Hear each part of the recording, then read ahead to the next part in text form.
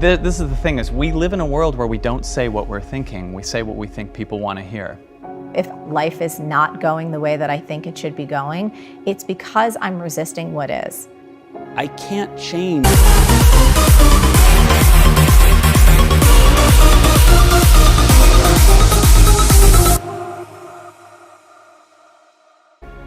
None of us know how to make ourselves do it.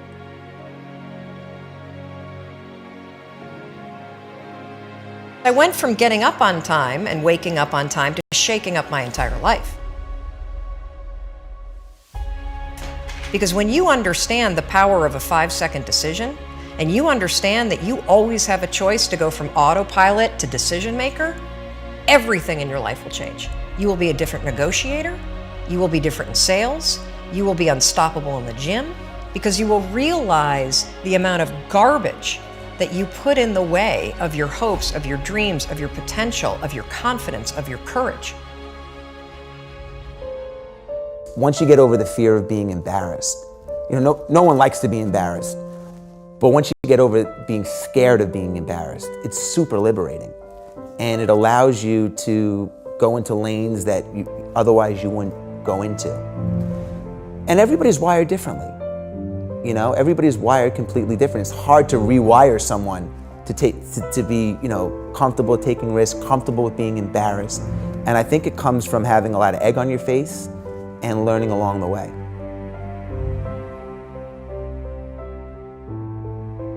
If I ever feel like in any moment life is not going the way that I think it should be going, it's because I'm resisting what is.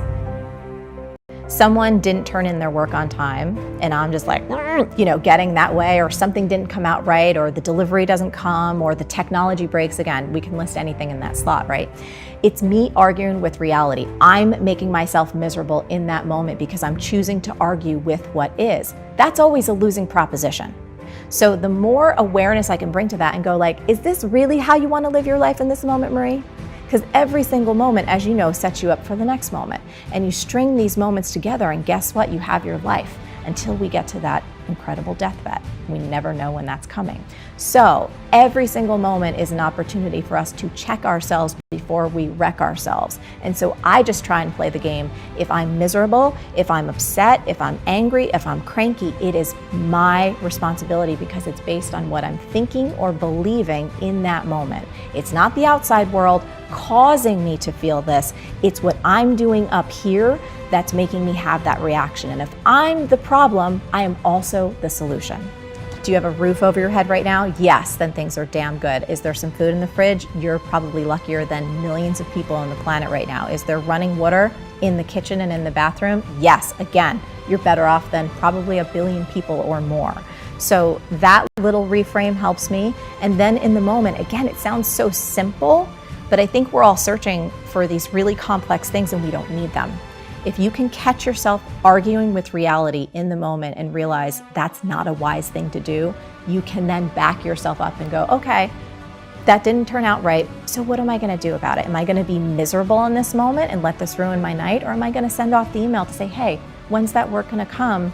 And let's readjust our communication plan so this doesn't happen again.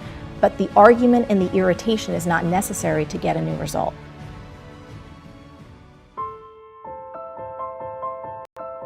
I think you can always get in that super grind mode, that real push, that sprint to get things done. But as in any sprint, if you're an athlete running a, quarter mile, you're gonna need recovery after that, And I think that's something that we can sometimes fail to recognize, that you don't actually get stronger when you're sprinting, you get stronger when you recover. And I think the psyche is just the same as the body in that we perform best when we have periods where we push and then periods where we reflect, integrate, recover. And so for me, it's just been listening to what works for me. I can continue to grind and continue to perform worse and worse and worse, or I can take the opportunities when I'm inspired and push really hard, and then take those next phases to recover, adapt, and try and come back the next time and sprint even faster, sprint even farther. But it's just finding that balance that's really effective for me to get what I need to get done. And how do you find that? Like, is there an internal self-awareness that you've cultivated, or? Yeah, there's like a natural sense to find balance. And I think we all have that. I think we know it. We just override that voice. We're like, oh, more coffee, or oh, more something else to hide the signals that our body is naturally telling us. Like our body is constantly giving us clues. But the problem is it comes with a whisper.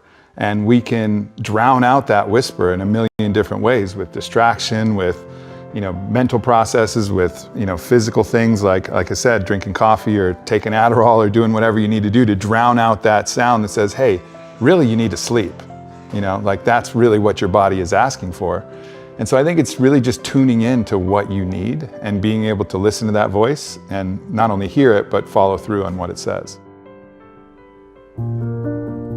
The research shows that people should have some alone time and then sometimes a collaborator be with other people. And the healthy balance of both is really important. If you're constantly around other people, right, the new research shows that open offices are bad for human interactions. So if you're not getting your alone time, if you're always hearing and seeing people in the office, you're very distracted. But if you're not getting that, and you don't get any human interaction, that extreme can hurt you as well. So it's a healthy balance. It's gonna be a little bit different from everyone. Like if you're an introvert, you probably need a little bit less. So men are lonely, introverts are lonely, and then younger people are lonelier than senior citizens. It's really remarkable, and I think it's partially because of technology, because I think it's hard to be very empathetic and have a strong connection if you don't see and hear someone for a long period of time, and people default to using their devices, right? And so people tap their phones over 2,600 times a day. They look at their phones every 12 minutes. They're using their phones all hours, or sleeping with their phones, which isn't healthy. And so we just have to be really smart about how we're using this technology. And what I say in the book, and the core of what I'm trying to get across, is use technology as a bridge to human interaction. Don't let it be a barrier to the very relationships that you need to survive. It's not just about work, it's about survival. So I make a huge case for work friendships.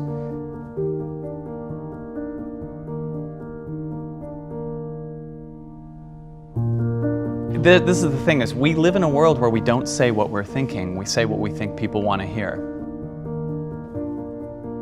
I feel like if I planned ahead, you wouldn't be hearing me. You'd be hearing something I prepared.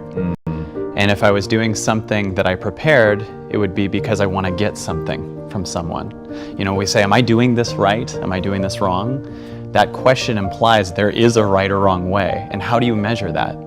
Like, did it sell something? Did people like it? Did I get approval from the audience? So I also feel that in the moment, we're always feeling something. Like if you just say what you're feeling, then you actually create a space where the person across from you or the audience goes, oh, I know what that feels like and I can connect with you.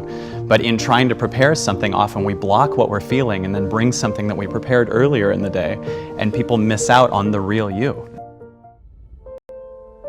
I had started a career in direct sales, and I learned something in my training from my manager called the 5-minute rule. And he said that when you're out there in the field, you're gonna have disappointment, you're gonna have rejection, you're gonna set a goal for the week, you're not gonna hit it, you're gonna hit it, and then have the order cancel. Like, he's like, you're gonna deal with a lot of stuff. It's a microcosm for life. And he taught us what he calls the 5-minute rule. He said, so when things go wrong, we have a rule. It's okay to be negative, but not for more than 5 minutes. Give yourself 5 minutes, set your timer on your phone. He would literally teach us, set the timer. You get 5 minutes to bitch, moan, complain, cry, vent, punch a wall, whatever. And after 5 minutes, you take a deep breath and say 3 really powerful words. Can't change it. And it's simply an acknowledgement that I can't change what's already happened. So there's no value in wishing it were different. And essentially I learned through reading Eckhart Tolle and things through years after that every negative emotion that we have is self-created by the degree of resistance that we have to our reality. Whether it's a past reality, whether it's happening right now, or whether it's even a projected future reality that we're afraid of. So I was 20 when I had the car accident. And so in the span of 5 minutes, I woke up, I was told I would never walk again. I had 11 broken bones, permanent brain damage, and I went, well, can't change it. I told my dad, I said, Dad, there's 2 possibilities. Number 1, the doctors are right and I'll never walk again. And I've already decided, I've imagined that possibility. Okay, I'm in a wheelchair the rest of my life. I promise I'll be the happiest person you've ever seen in a wheelchair. Because I'm in a wheelchair either way. I'm gonna be happy, I'll be grateful. Why be miserable just because that's my unchangeable circumstance? And I said, the possibility number 2 is I will walk again. And I don't even know if it's possible, but I do know that that's what I want. So I've accepted the worst case scenario. I'm at peace with it. and all of my energy is going into walking again. And a week later, the doctors came in with routine x-rays, and they said, we don't know how to explain this, but your body is healing so quickly, we're gonna let you take your first step tomorrow. And that was 3 weeks after the accident. It went from like never walking again, and then I took my first step the next day. Every adversity that I've had since then, I'm able to leverage the lesson of, hey, if I can't change it, the only intelligent choice I have if I want to be happy is to accept it.